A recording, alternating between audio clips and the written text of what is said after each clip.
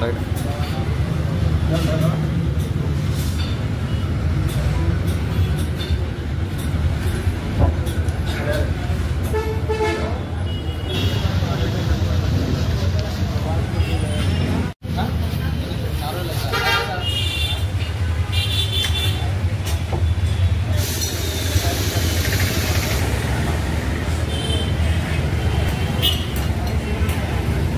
बदलाव जाएगा।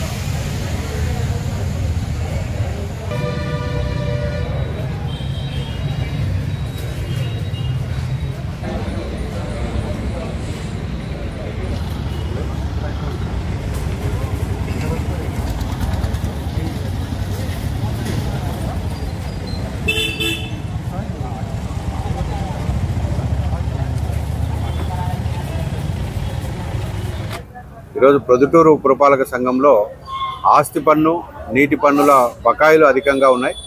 వాటి ఈరోజు మార్చి వస్తున్నప్పటికీ ఇంకా బకాయిలు చెల్లించకుండా అరియర్వి చాలా ఉన్నాయి, కరెంట్ బకాయిలు కూడా చాలా ఉన్నాయి. ఉదాహరణకు మన ప్రాపర్టీ ట్యాక్స్ తీసుకుంటే ప్రైవేట్ ప్రాపర్టీస్ దాదాపుగా 14 కోట్లు బకాయిలు ఉన్నాయి. గవర్నమెంట్ ప్రాపర్టీస్ అన్నీ కలిపితే 19 కోట్ల వరకు మున్సిపాలిటీస్కి చెల్లించాల్సిన బకాయిలు ఉన్నాయి.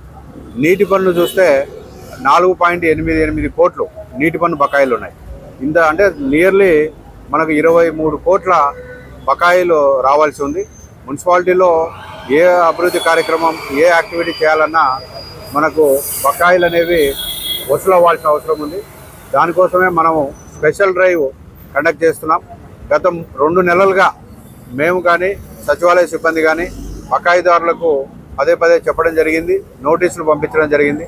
అయినా కూడా రెస్పాండ్ కానటువంటి హైయెస్ట్ పెండెన్సీ ఉన్న 2 బిల్డింగ్స్ కూడా ఈరోజు సీజ్ చేయడం జరిగింది.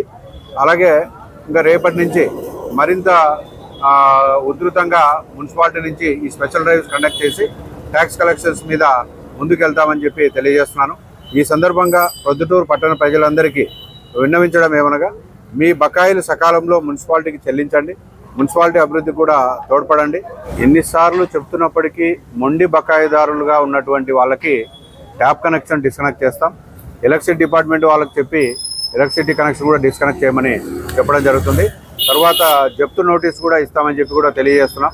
కాబట్టి ప్రజలందరూ మీరు చెల్లించాల్సిన పన్నులు సకాలంలో చెల్లించి మున్సిపాలిటీ అభివృద్ధికి తోడ్పడవలసిందిగా కోరుతున్నాం. Thank you.